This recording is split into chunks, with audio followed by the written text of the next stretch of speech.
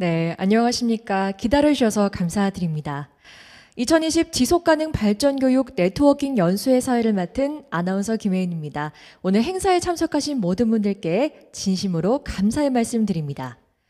교육부와 한국과학창의재단에서 주관하는 이번 행사는 지속가능 발전교육 사업의 우수 사례 공유 및 확산을 목표로 지속가능 발전교육에 관심이 있는 누구나 참여가 가능합니다. 근본 행사는 오늘 11월 27일 오후 3시 20분부터 6시 20분까지 온라인으로 개최가 되고요. 전체 3시간의 행사 시간 중 80% 이상인 2시간 40분 이상 참여하실 경우 3시간의 직무 연수 시간이 이수되는 점 참고 부탁드립니다. 3시 20분부터 4시 20분까지는 무인도 섬테마 연구소 윤승철 대표님의 마음을 움직이게 한 지속가능 발전교육 3학과 무인도에 가기까지 특별 강연이 유튜브로 생중계될 예정이고요. 이어서 4시 20분부터 6시 20분까지는 2020 지속가능 발전교육 교사연구회 우수사례 공유 네트워킹이 이 두 가지 분과로 나뉘어 각각 줌 회의로 진행이 됩니다. 분과 1은 수도권 강원 충청권 소속 학교이며 분과 2는 전라권 경상권 학교인 점 참고해 주시기 바랍니다. 네, 그럼 본격적으로 2020 지속가능 발전교육 네트워킹 연수를 시작하도록 하겠습니다. 먼저 신두철 교육부 민주시민교육과 과장님의 환영사가 있겠습니다.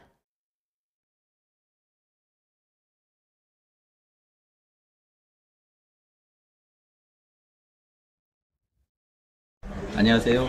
교육부 민주시민교육과장 신두철입니다. 2020 지속가능발전교육 네트워킹 연수에 참석하신 모든 분들을 환영합니다. 지속가능발전교육은 2009년 유엔의 아젠다로 설정된 후 정말 미래를 위해서 우리가 같이 공존하고 살아가기 위한 하나의 중요한 핵심 국제사회의 아젠다입니다. 특히 내년부터는 EST4 2030이 적용이 되면서 지속가능 발전 교육에 대한 관심과 그리고 좀 더 심화를 통해서 이루어질 수 있을 거로 생각이 됩니다. 오늘 이 좋은 자리를 준비해 주신 분들께 감사 인사를 드리고 싶습니다. 먼저 과학창의재단께 감사를 드리고요. 또 오늘 좋은 강의를 해주실 윤승철 대표님께 감사 인사드립니다. 무엇보다 오늘 이 자리의 주인공이신 우리 실천교사 선생님들께 그동안 지속가능 발전을 위해서 노력해 주신 것 정말 감사를 드리고요.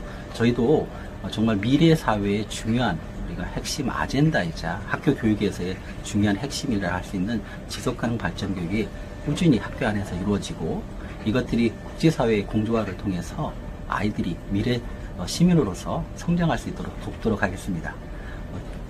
의미 있고 좋은 시간 되시기를 당부드리고요. 저도 끝까지 같이 하도록 하겠습니다. 감사합니다.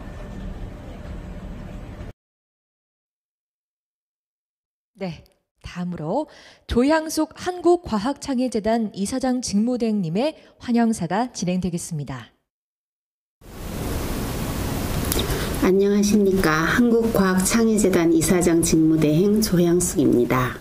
만나 뵙게 되어 반갑습니다. 바쁜 일정에도 불구하고 창의교육과 지속가능 발전교육에 관심을 가지고 2020 창의교육 역량강화 지원사업 우수사례 공유회에 참여해 주신 많은 분들과 전국 선생님, 사업 관계자분들께 감사 말씀을 드립니다. 환영의 말씀을 해주신 교육부 한명기 교육과정정책관님, 신두철 민주시민교육과 과장님 특별히 감사드립니다. 코로나19로 촉발된 일상의 변화는 학교 현장의 미래교육을 앞당기고 있습니다. 창의적 아이디어를 바탕으로 지속가능한 미래를 만들어 나가는 것이 더욱더 중요해지고 있습니다. 한국과학창의재단은 교육부와 함께 창의적 인재 육성의 중요성을 강조하며 창의교육과 지속가능 발전 교육에 대해 학생들의 흥미와 이해를 높이고 학교 현장을 지원하기 위해 다양한 정책을 추진해 왔습니다. 올 한 해 주요 성과로는 다양한 창의교육 컨텐츠를 발굴하고 현장 선생님 1,500여 명을 대상으로 연수를 했습니다. 교사대 교육과정을 개선하여 앞으로 교사가 되실 예비 교원들의 창의 교육 역량을 강화하기 위해 노력하였습니다. 지속 가능 발전 교육의 확산을 위해 선도 교육 프로그램을 개발하고 학교 현장에 안착될 수 있도록 30개 교사 연구회 활동을 지원하였습니다. 오늘 열리는 창의교육 역량 강화 지원사업 우수 사례 공유회에서 발표 논의되는 다양한 의견들을 경청하고 정부 부처와 긴밀히 협의하여 창의적 인재 양성을 위한 교육정책 추진에 지원을 아끼지 않겠습니다. 끝으로 본 행사를 성공적으로 개최할 수 있도록 지원해 주신 사업 관계자 여러분, 발표자 여러분께 다시 한번 감사드립니다.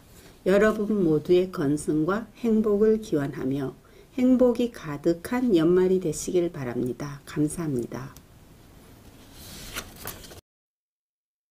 네, 좋은 말씀 주신 신도철 민주시민교육과 과장님과 조향숙 한국과학창의재단 이사장 직무대행님께 큰 박수 부탁드립니다. 네, 이어서 특별한 강연이 준비되어 있는데요. 우리 강의를 보시는 선생님들께 또 지속가능 발전 교육에 대한 인사이트를 조금이나마 더 드리고자 준비한 강연입니다.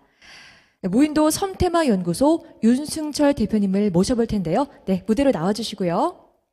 마음을 움직이게 한 지속가능 발전 교육, 사막과 무인도에 가기까지 이 특별 강연 시작하겠습니다. 안녕하세요. 윤승철이라고 합니다. 반갑습니다. 저도 한 책상에 10분 정도 이렇게 앉아있으면 어깨가 찌뿌둥하거든요. 한번 다 같이 그냥 편하게 들어준다, 그냥 편하게 사막가의 무인도를 여행한다라고 생각을 하고 들어주시면 감사하겠습니다. 제가 오늘 이야기를 시작하기 전에 제 소개를 먼저 하고 시작을 하는 게 좋을 것 같아서 제가 봐도 제가 아닌 것 같은 사진을 하나 넣어봤습니다. 같은 사람 맞냐고 물어보시는 분들이 계신데 같은 사람 맞습니다. 윤승철이라고 하고요. 세계 최연소로 사막 마라톤 그랜드 슬램을 달성을 했었습니다. 그리고 실크로드 3대 간선들을 이렇게 횡단을 하기도 하고요. 산악인 어몽길과 함께 히말라야를 등반하고 요즘은 우리나라나 해외에 있는 무인도들을 다니면서 여러 가지 프로그램들을 진행을 하고 있습니다. 가운데는 제가 받았던 상들이고 밑에는 제가 썼던 책들인데 이런 것들은 부끄럽기 때문에 빨리 넘어가도록 하겠습니다. 사실 그 전에 TV나 강연 프로그램에도 많이 나왔습니다만 역시나 이런 것들은 부끄럽기 때문에 빨리 넘어가겠습니다. 무슨 무인도 생존 다큐입니다. 다 넘어가고요. 오늘 제가 사막과 무인도 이야기를 한다고 했는데 그 전에 제가 학생일 때를 한번 돌이켜 봤습니다. 한 번은 첫 수업을 하게 된 지 한 이틀, 3일, 그러니까 거의 학기 초였거든요. 입학을 해서 앞에 옆에 그리고 같이 수업을 듣는 친구들도 서로 모를 때 교실 뒤에 세계지도가 붙어져 있었는데 지금 보시는 것처럼 반대로 붙여져 있었습니다. 제가 속으로 누가 반대로 붙여놨구나 해서 집에 갈 때 제대로 붙여놓고 왔어요. 근데 둘째 날에 다시 또 세계지도를 잘 붙어있나 봤더니 또 반대로 붙여져 있었습니다. 누가 자꾸 반대로 붙이나 제가 다시 제대로 붙여놓고 왔습니다. 다음날 갔더니 또 반대로 붙여져 있더라고요. 와, 이거 자꾸 누가 이렇게 붙이나 속으로 생각하고 집에 갈 때 또 제대로 붙여야겠다라고 속으로 생각을 하고 있는데 담임선생님이 청소 시간 끝나고 얘기를 하시더라고요. 누가 자꾸 내가 일부러 반대로 붙여놓은 걸 제대로 붙여놓냐라고 하시는데 소심해서 손은 못 들고 그냥 가만히 듣고만 있었습니다. 그러니까 담임선생님께서 얘기를 하시더라고요. 내가 담임으로 있는 1년 동안은 세계지도를 좀 반대로 봤으면 좋겠다. 우리가 북한 때문에 막혀 있어서 해외로 갈 때 항상 비행기나 배를 타고 가야 된다. 막혀 있다. 섬이다라고 생각을 하는데 그게 아니다. 사실은 우리나라를 세계지도를 반대로 봤을 때는 얼마나 나가기 좋은 위치에 있냐라고 하셨습니다. 그러니까 1년 동안 교실 왔다 갔다 뒤에 갈 때마다 이 세계지도가 신경이 쓰이는 거예요. 아, 이집트라는 나라는 여기에 있고 터키는 여기에 있고 미국은 여기에 있구나. 다음에 한번 가보고 싶다라는 생각을 막연히 했던 것 같습니다. 근데 그런 경험들이 단순히 어떤 결과로 바로 이어졌다라고 생각을 하진 않지만 작게 작게 알게 모르고 제 삶에 영향을 줬던 것 같아요. 그렇다고 제가 엄청 또 모범생은 아니었습니다. 저는 수학여행 때 남북 관계가 좋아서요. 북한으로 수학여행을 갔었습니다. 근데 금강산을 올라갈 때 이렇게 빨간 글씨로 중간중간에 비석이 꽂혀 있었거든요. 그 비석 밑에 자갈이 깔려 있었습니다. 친구들이 너무 천천히 올라가서 제가 막 친구들 몇 명을 넘으면서 이 비석에 깔려 있는 이 돌들을 몇 개를 밟았나 봐요. 그것만 관찰하는 북한 군인이 와서 저를 불러가지고 차고 있던 관광증을 뺐고 한 4시간 정도 붙잡혀 있다가 저랑 담임선생님, 교감선생님, 교장선생님까지 밑에 붙잡혀 있다가 벌금 내고 겨우 나왔었습니다. 그리고 또 제가 고등학생일 때는 홈페이지 인터넷을 뭐 하나 막 검색을 하다가 고3이었는데 학교 출석을 인정해 준대요. 두바이에 청소년들을 보내주는 프로그램이 있었습니다. 학교 가기 싫은데 여기 가야겠다. 지원을 했습니다. 지원을 할 때 보니까 서류가 제가 썼던 서류인데요. 가운데에 아랍어, 두바이가 아랍어를 쓰기 때문에 아랍어 현지어 능력 상중하, 영어 능력 상중하가 있었어요. 아랍어 하나도 못하지만 그냥 상 썼습니다. 영어 하나도 못하지만 상 썼어요. 다행히 서울로 면접을 보러 왔는데 아랍어나 영어를 물어보진 않더라고요. 그 이후에 진짜 고3 때 학교 안 가고 두바이에 갔습니다. 갔는데 저는 그때 알았어요. 청소년이, 저는 중고등학생만 청소년인 줄 알았더니 가보니까 다 대학생이더라고요. 어쨌든 저는 고3 때 학교를 안 가고 다 이렇게 두바이를 무사히 다 잘 갔다 왔습니다. 제가 오늘 사막 이야기 하기 전에 이 학교에 있었던 이야기를 먼저 말씀을 드렸는데 이런 것들이 작게 제 삶에 영향을 준 것 같다고 처음에 말씀을 드렸잖아요. 왜냐하면 지금 뒤에 제가 튼 영상은 사막 마라톤을 하고 있는 영상입니다. 실제로 사막을 이렇게 달리는데 저 멀리 오아시스가 보이는 거예요. 사막 마라톤은 보통 마라톤과 다르게 250km를 갑니다.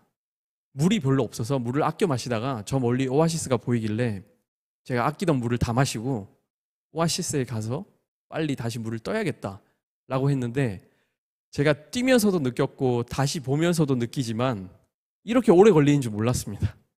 이게 실제 현장과 제가 알고 있는 어렴풋한 지식이 또 다르다는 것도 이때 알게 된 것 같습니다.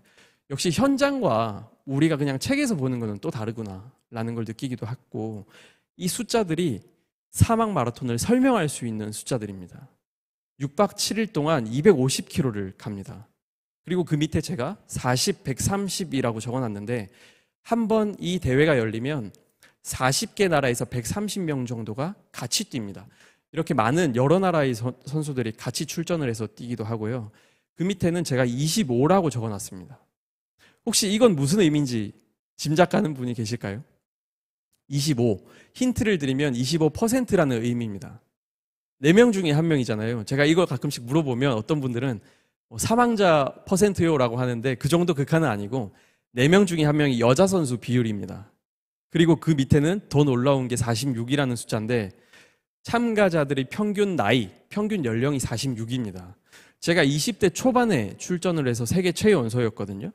근데 출전을 하니까 60세, 70세 이런 분들도 같이 뛰고 있었습니다. 그러니까 제가 진짜로 힘들어도 포기하지 못하겠더라고요. 그리고 제일 놀라운 숫자가 제일 밑에 적혀있는 이 380이라는 숫자예요. 대회를 한 번 가는데 드는 참가비가 380만 원입니다. 비행기표도 사야겠죠? 참가비 내죠? 장비까지 사면 이 사막 마라톤을 한 번 가는데 700만 원 정도가 드는데 한 군데만 간다고 끝이 아닙니다. 여기 사하라 사막, 세계에서 가장 뜨거운 곳입니다. 세계에서 가장 건조한 칠레 아타카마 사막이에요. 세계에서 가장 바람이 많이 부는 고비 사막, 세계에서 가장 추운 남극을 다 250km씩 다 비싼 참가비를 내고 뛰어야 됩니다. 저도 제일 잘 나온 사진만 가져와 봤어요. 여기 아타카마 사막이고요. 여기는 고비 사막입니다. 여기는 남극입니다. 제가 이렇게 얘기를 하면 사막 마라톤도 가고 뭐 히말라야 실크로드 가고 무인도 간다고 체력이 원래 좋았다고 생각을 하시겠지만 제가 학생일 때 학교에서 뛰어놀다가 3층에서 깨진 유리를 밟고 넘어졌습니다. 유리가 투명하고 저는 막 친구들을 노니까 그 유리가 깨져 있는지를 못 보고 밟고 넘어지면서 왼쪽 발을 밟고 넘어졌거든요. 넘어지자마자 왼쪽 발 정강이뼈가 부러지고 발목이 돌아가서 뼈가 다 으스러졌습니다.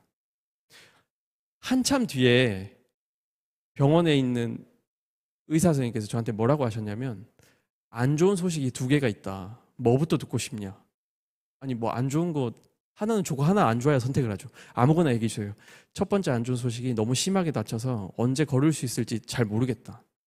2번째는 왼쪽 발 다치면서 무릎에 있는 성장판을 같이 다쳐서 더 이상 키가 안 큰다라고 하셨습니다. 그래서 제가 바로 여쭤봤어요. 오른쪽 발은 안 다쳤는데 걱정하지 마라. 키를 크게 하는 성장 호르몬 주사가 있지만 키를 멈추게 하는 주사가 있다. 그래서 제가 중학교 2학년 때 키가 지금 그대로입니다. 저 종교에서 첫 번째, 2번째로 컸었거든요. 그때 안 다쳤으면 지금 한 2m 8cm 정도 되지 않았을까. 저 혼자 상상을 하는데 이때 한 7개월 정도 못 움직이면서 비만이 되기도 하고 평발이라는 것도 이때 알았습니다. 하지정맥이 있다는 것도 이때 알아서 한 번에 너무 많은 걸 알게 됐고 중학교 2학년 때 이렇게 다리를 다치고 나서 대학교 1학년 20살이 될 때까지 5년 동안 1시간 이상 걷거나 운동하거나 체육 시간에 나가서 막 뛰거나 실기시험 본 적이 없습니다. 이때 다리 다쳤던 트라우마가 너무 커서 5년 정도 동안 한 번도 1시간 이상 걸어본 적이 없다가 제가 20살이 됐을 때야 지금 보시는 이 사막을 뛰는 한 이탈리아 선수의 사진을 보고 너무 멋있다. 나 사막 마라톤에 250km 완주를 못하더라도 10km만이라도 저기 뛰어보고 꼭 갔다 와보고 싶다라는 생각이 들어서 다친 지 5년 만에 재활 치료를 받았습니다. 한 3년 반 정도 재활 치료를 받았습니다. 근데 이 체력적인 문제는 둘째치고 가장 큰 문제가 이 참가비, 아까 제가 말씀드렸잖아요. 이 돈을 마련하는 게 가장 큰 문제였습니다. 어떻게 하면 내가 이 비싼 참가비를 마련을 할 수 있을까? 그게 저는 체력적인 부분보다 더 힘들더라고요. 다 갔다 오면 한 4천만 원 정도가 드는데 어떻게 돈을 마련할까 고민을 하다가 첫 번째로 했던 게 제안서란 걸 썼습니다. 저는 이런 학생이고 이런 꿈이 있습니다. 사막 마라톤 이런 대회인데요. 제 참가비를 후원해 주세요. 그럼 제가 저를 후원해 주신 회사 홍보해 드릴게요. 홍보 방법 1. 회사 현수막 만들어서 꼬린 지점에서 사진 찍어서 보내드리겠습니다. 홍보 자료로 쓰세요. 홍보 방법 2. 회사 로고로 패치를 만들어서 옷과 가방에 달고 뛰겠습니다. 사진 찍어서 보내드리겠습니다. 홍보 방법 3. 제가 다녀와서 인터뷰를 하고 책을 쓸 때 회사의 도움을 받았다고 쓰겠습니다. 라고 적었습니다. 물론 이때 제 책 내주겠다는 출판사나 인터뷰해주겠다는 신문사, 잡지사 없었습니다. 그냥 후원금만 받아야겠다라고 생각을 하고 제안서를 썼고 실제로 많은 분들이 후원을 해주셨고 또 많이 응원을 해주셔서 앞에 제가 말씀드렸던 이 3군데 사막을 다 잘 갔다 왔습니다. 첫 번째 회사는 우리 회사가 갈 때 필요한 모든 장비를 지원을 해주겠다. 2번째 회사는 우리 회사가 갈 때 필요한 비행기 티켓을 다 끊어주겠다. 3번째 회사는 우리 회사가 갈 때 모든 참가비를 다 지원을 해주겠다라고 답을 받아서 이 3군데를 다 잘 갔다 왔는데 마지막 한 군데가 혹시 어디였는지 기억나시나요? 남극이 있었습니다.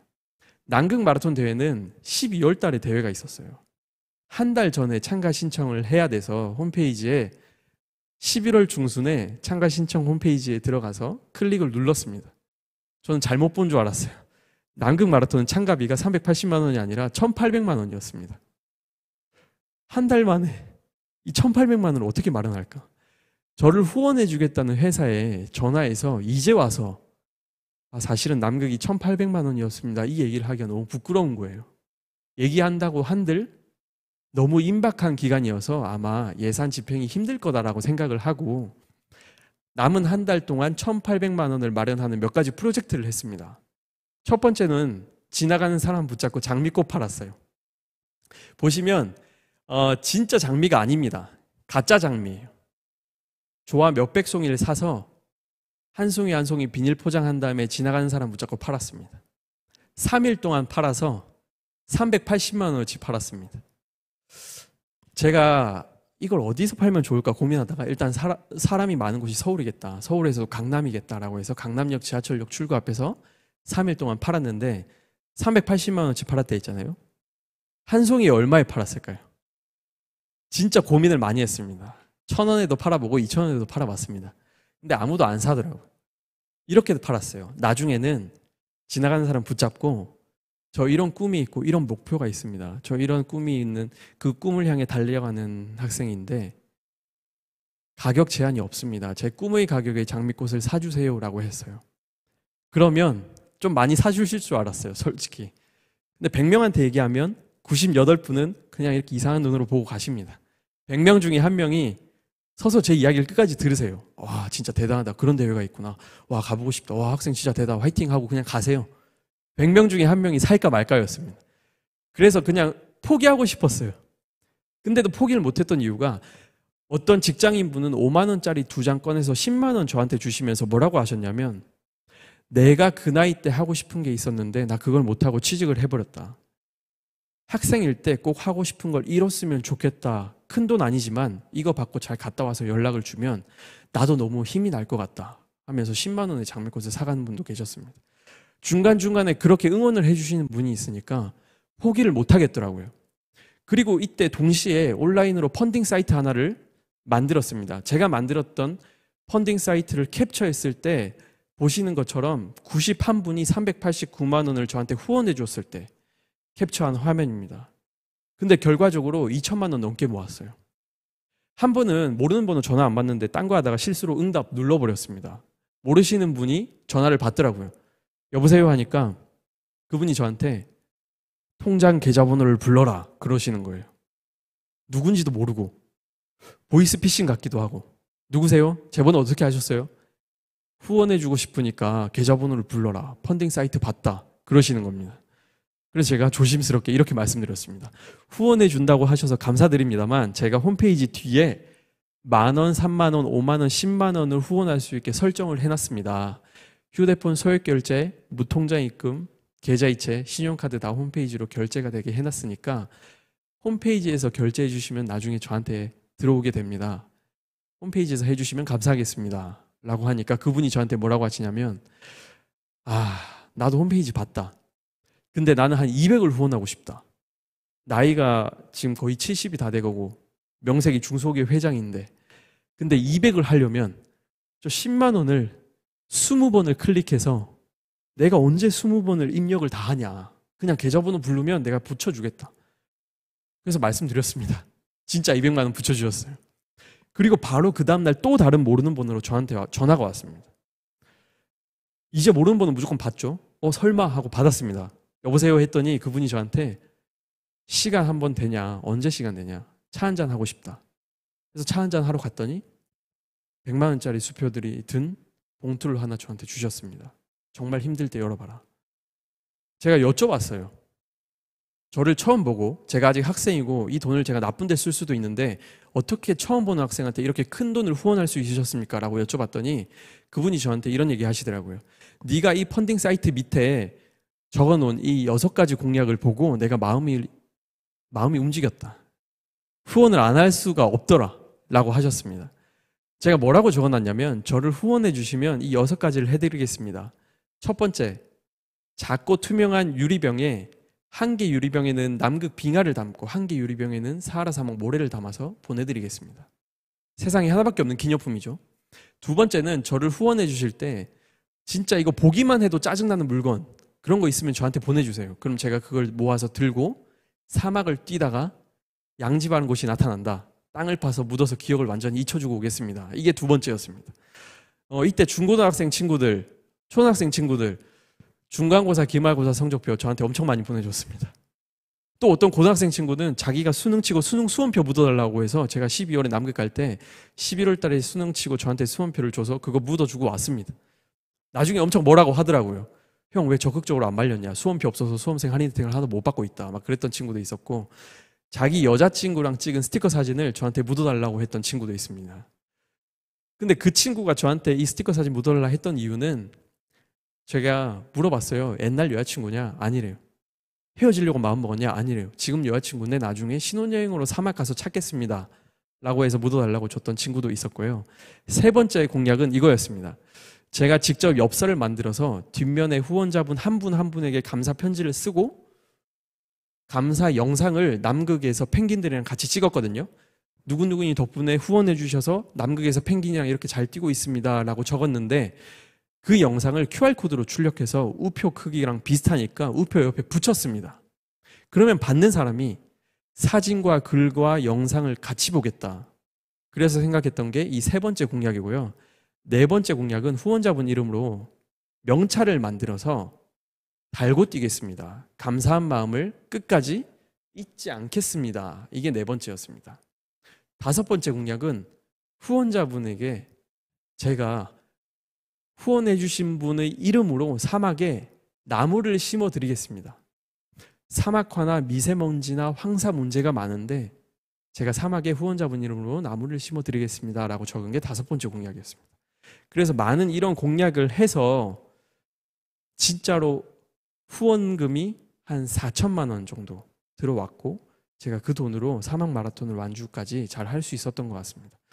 고민을 해보니까 어쨌든 장미꽃을 팔고 제안서를 쓰고 여러 가지 공약을 만들어서 사람들의 마음을 움직이게 했던 것 같습니다. 우리가 어떻게 마음을 움직이느냐, 저는 그게 인문학이라고 생각을 하는데, 예를 들면 우리가 물건을 살 때 내가 왜 이걸 사야 되고 물건을 사는 사람에게 이걸 왜 사야 되는지를 설명을 할 수 있어야 되죠. 만약에 이공계로 가져온다면 이 제품을 만들고 내가 이걸 만들어내야 되는 당위성일 수 있을 것 같아요. 그리고 모든 기본이 물건을 팔거나 뭘 만들거나 이걸 디자인을 하는 것도 어떤 필요에 의해서 만들어지는가, 그게 가장 핵심인 것 같습니다. 제가 사막과 무인도 이야기를 한다 했는데 뒤에 보시는 이 영상도 무인도에서 제가 찍은 영상입니다. 제가 앉아서 드론을 날리고 있어요. 미크로네시아라는 곳에 있는 무인도고 이 미크로네시아는 괌 옆에 있습니다. 지금은 무인도 탐험가, 무인도 전문가가 돼서 무인도에서 여러 가지 체험 프로그램들이나 생태 교육들도 하고 있고 책을 쓰거나 논문을 쓰거나 같이 정책들에 입안을 해서 같이 만들고 회의를 하고 있기도 한데 사실 제가 처음부터 이 무인도 전문가였던 건 아닙니다. 사막 마라톤을 해보니까 제가 처음 출전을 했고 갔다 와서도 내가 사막 마라톤 도대체 왜 갔을까? 그 시간과 돈을 들여서 사막을 왜 갔을까라는 생각이 드는데 어느 순간에는 또 가고 싶다라는 생각이 드는 거예요. 근데 다시 생각해 보니까 380만 원 참가비를 내면 여기서 해주는 게 없어요. 근데도 전 세계에서 많은 사람들이 오는 건 아까 말씀드린 것처럼 이 사람과 인간의 본질은, 그리고 그들이 가장 원하는 원초적인 것들은 어떤 걸까? 그 성향은 어떤 걸까? 내가 바쁘게 현대에서 도시에서 살아가는 사람들에게 어떤 걸 해줄 수 있을까라는 생각을 하게 된 거죠. 사막 마라톤도 그렇기 때문에 그걸 충족해 주기 때문에 참가비를 내고 멀리서 찾아오는 게 아닐까라는 생각을 했습니다.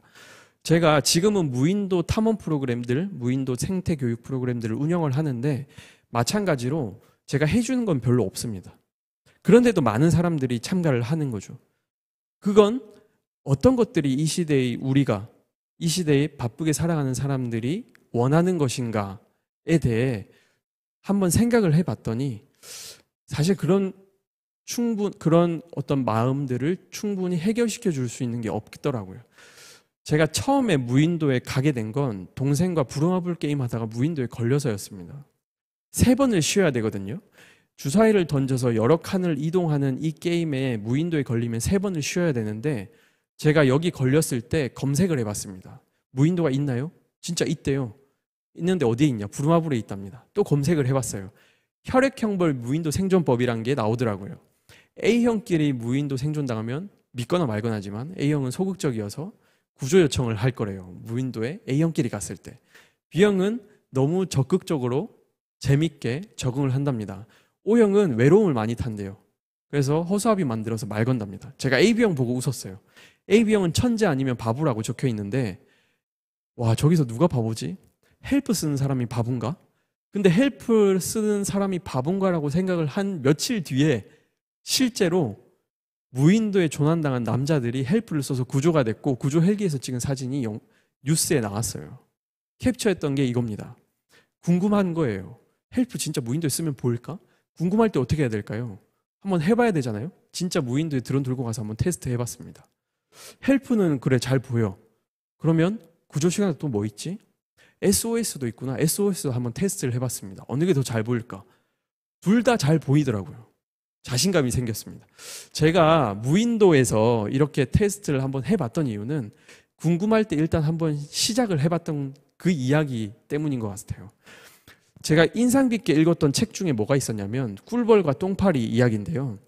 한 유리병에 벌과 파리를 넣고 해가 있는 밝은 곳을 입구가 막혀 있는 곳으로 이렇게 엎어두면 벌은 못 나오고 죽습니다. 파리는 그게 아니죠. 여기 갔다가 여기가 문이 아니구나. 여기 갔다가 여기 입구가 아니구나. 여기 출구가 아니구나. 몸으로 부딪혀서 2분 만에 출구를 찾아서 나옵니다. 벌이 못 나오는 이유는 너무 똑똑하고 이성적이어서 그래요. 아, 밝은 곳이 출구이자 입구구나 라는 걸 너무 잘 알고 있습니다. 우리도 뭔가를 하고 뭔가를 만들고 뭔가를 어디에 여행을 간다라고 할 때 계속 이 논리를 만드는 때가 있는 것 같아요. 내가 이번에 이걸 왜 사고 내가 이번에 이걸 왜 여기 여행을 가야 되는지. 근데 사실 때로는 그런 거 없이 우리가 움직이기도 하잖아요. 아, 그냥 한번 해보고 싶어서 그냥 이유 없이 한번 이거 사용해보고 싶어서 사기도 하잖아요. 그게 항상 옳다고 얘기는 하기 힘들지만 특히 학생이거나 청소년일 때는 한 번쯤은 혹은 뭐 한두 번쯤은 그런 이유 없이 해보고 싶은 걸 해봐도 되지 않을까라는 생각을 했습니다. 파리가 그래서 출구를 찾은 거잖아요. 무인도에 혼자 있으면 물론 찌질이처럼 이렇게 혼자 생활을 하고 없어 보입니다. 힘들기도 한데 제가 이 이야기를 했던 이유는 제가 처음부터 무인도 전문가가 되었던 건 아니고 제가 제일 처음 갔던 무인도 사진이에요. 검색을 하니까 우리나라 무인도가 한 2,900개 정도 있습니다. 깜짝 놀랐어요. 우리나라에 무인도가 이렇게 많구나. 제가 그때 서울에 있어서 가까운 인천에 가서 지나가는 선장님 붙잡고 저 무인도에 내려다 주세요 라고 하고 아저씨가 내려줬던 무인도가 여기였습니다. 제가 상상한 무인도 이런 곳이었거든요. 근데 아저씨가 내려준 곳은 정말 아무것도 없는 이런 곳이었습니다. 바로 후회했어요. 근데 어떻게 4일 동안 여기 있다가 4일 뒤에 아저씨가 오기로 했습니다. 할 게 없는데 어떡하지? 나무 꺾어서 불이나 피워서 모닥불이나 피우고 혼자 그냥 책이나 보고 가야겠다. 그래서 밤이 됐을 때 모닥불 피워가지고 불 쬐고 있었습니다. 이렇게. 근데 멀리서 경찰차 위에 빨간색, 파란색 깜빡깜빡 하는 거 있죠. 해경 배가 오더라고요. 라이트를 저한테 막 비춰요. 제가 눈부셔서 이랬습니다. 그러니까 해경이 배에서 방송으로 신분증 꺼내서 준비하랍니다. 보여주면서 제가 물어봤어요. 뭐 때문에 그러세요? 아, 간첩 신고를 받아서 출동했답니다. 요즘에 누가 간첩이 있어요? 요즘에 누가 들어와요? 실제로 간첩이요. 이 시대에 누가 실제로 근데 5년, 10년 전만 해도 북한에 있는 간첩들이 많이 인천 섬을 통해서 들어왔답니다. 아, 죄송한데 어쨌든 저는 남한 사람이니까 괜찮죠? 그게 끝이 아니래요. 우리나라 무인도 절반 정도가 국유지고 절반 정도가 사유지인데 허가받지 않고 왔기 때문에 무단 침입했다. 아, 죄송합니다. 또 끝이 아니래요. 산에서 나무 꺾어서 불 피운 거 산림법 위반이래요. 그래서 제가 무인도에 간지 7시간 만에 쫓겨났습니다. 지금은 무인도도 내가 들어갈 수 있는 무인도가 있고 없는 무인도가 있구나. 무인도에서 불을 피우는 건 이건 되고 이건 안 되는구나. 예를 들어서 해외 무인도 간다. 코코넛 나무에 올라가기도 하고 또 제가 무인도에서 불을 직접 피우기도 하고 처음에 지었던 집이거든요. 바람에 날아갔습니다. 두 번째 지었던 집입니다. 이렇게 집을 짓기도 합니다. 물론 여기도 시행착오가 많았죠. 두 번째 지었던 집은 비가 와서 다 젖었습니다.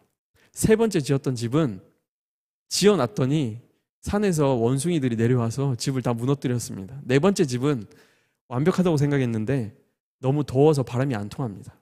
다섯 번째 집을 지었어요. 제가 자고 있는데 꽃게철이라서 제가 누워있던 자리 빼고 온 해변에 수만 마리 꽃게가 바글바글 하더라고요. 여섯 번째 집을 지었습니다. 저한테 누가 무인도 사진을 보내달라 하면 저는 이 사진만 보내줘요. 그럼 사람들은 와, 역시 무인도에 혼자 그렇게 생존을 잘하고 원래 이렇게 소질이 있구나라고 생각을 하지만 보이지 않는 노력들을 많이 했기 때문에 이렇게 집을 짓게 된 게 아닌가라는 생각을 합니다. 저도 다른 사람 강의나 자기계발서들을 많이 안 봤어요. 저 사람은 저렇게 성공을 했으니까 이렇게 말하겠지. 내 삶에 적용하긴 힘들겠다. 괜히 거부감이 들더라고요. 그래서 자기계발서나 강의들을 저도 안 봤는데 이제는 좀 그런 생각이 들어요.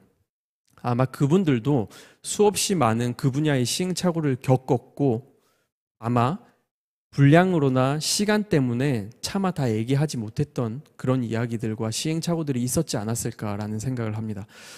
제가 하도 무인도에 많이 가니까 무인도에 같이 가고 싶은 분들이 많구나라는 것도 알아서 무인도에 가서 체험하는 프로그램을 만들기 위해서 회사를 만들기도 하고 무인도 생태 교육을 하기도 하고 또 한편으로는 이렇게 해외에 있는 무인도들만 가다가 요즘은 한 2년 전부터는 우리나라에도 이렇게 무인도가 많고 일반인들이 들어갈 수 있는 무인도 그리고 여러 가지 프로그램을 할 수 있는 무인도가 있구나라는 걸 알아서 우리나라에서도 많은 프로그램들을 진행을 하고 있는데 제가 이야기를 이렇게 하면 또 아마 어떤 게 가장 큰 계기가 됐냐 어떻게 가장 큰 영향을 받았냐라고 궁금해 하실 수도 있을 것 같습니다. 제가 무인도에서 썼던 책을 이렇게 무인도에 대한 이야기를 책을 쓰기도 하고 무인도에 가니까 쓰레기가 많아서 쓰레기를 줍는 섬 봉사단체를 만들기도 하고 지금은 한 달에 한 번씩 섬에서 봉사활동하고 있는 단체를 운영을 하고 있기도 합니다. 근데 제가 이렇게 말씀드리면 아마도 많은 분들이 어떤 게 가장 큰 영향을 받았어요? 어떤 게 가장 큰 계기였어요? 라고 하실 텐데 제가 처음에 그 질문을 받았을 때 너무 당혹스러웠습니다. 나 어떤 영향을 받았지? 또 어떤 친구는 저한테 제가 부모님한테 너무 허락을 받고 싶은 일이 있다. 뭐냐? 아프리카에 봉사를 가고 싶대요. 근데 부모님을 어떻게 설득하셨냐요? 근데 저는 생각해 보니까 부모님을 설득해 본 적이 없는 거예요. 제가 다리를 다치고 군대에 갈 때나 아니면 문해창작학과에 입학을 했을 때나 아니면 회사에 취직 안 하고 무인도 섬 테마연구소 회사 만들겠다 했을 때나 항상 반대하지 않으셨거든요. 근데 그 친구 질문을 받으니까 그러고 보니까 우리 부모님은 반대한 적이 없구나. 나 설득을 해본 적이 없구나. 글쎄요. 일단 제가 그 질문 받았을 때는 이렇게 얘기했어요. 저는 설득을 해본 적이 없는데 만약에 부모님이 그렇게 반대한다 하면 극장을 빌려서 부모님 두 분만 모시고 저희가 이렇게 해야 하기 때문에 또 꼭 가야 되고요. 제가 걱정하는 부분이 이 안전 부분인 것 같은데 안전 부분에 대한 방안을 PT를 할 것 같다라고 일단 급하게 마무리를 하고 내려왔어요. 근데 그런 것 같아요. 내가 가르치는 학생들이나 저도 이제 지금 딸이 한 명 있거든요. 만약에 딸이 무인도 간다 했을 때 나는 어떻게 반응할 것이냐. 그때 가장 크게 도움을 줄 수 있는 건 물리적으로나 경제적으로 이 친구를 도와주는 것보다 그냥 내가 말 없이 옆에서 묵묵하게 서 있어 주는 것 자체만으로도 정말 큰 영향을 줄 수 있겠구나라는 생각을 제가 한번 돌이켜 보니까 그런 느낌을 좀 받게 되더라고요. 얼마 전에 유튜브를 하는 BJ들과 함께 촬영을 했었습니다. 1시간 정도 아프리카 방송 뭐 이렇게 하더니 별풍선이 막 들어오더라고요. 한 200만 원 정도 1시간 만에 들어왔습니다. 깜짝 놀랐어요. 그리고 제 아는 분은 참기름 소믈리에라는 직업을 자기가 만들었습니다. 깜짝 놀랐어요. 와, 자기가 이렇게 직업을 만든 사람도 있구나. 만들어도 되구나. 이제는 우리가 알고 있는 것만 직업이 된 시대가 아니구나라는 것도 이때 알게 되면서 나도 내가 한번 만들어보자. 무인도 탐험가를 무인도 섬 테마연구소라는 회사를 만들어보자라는 생각을 하게 됐던 것 같습니다.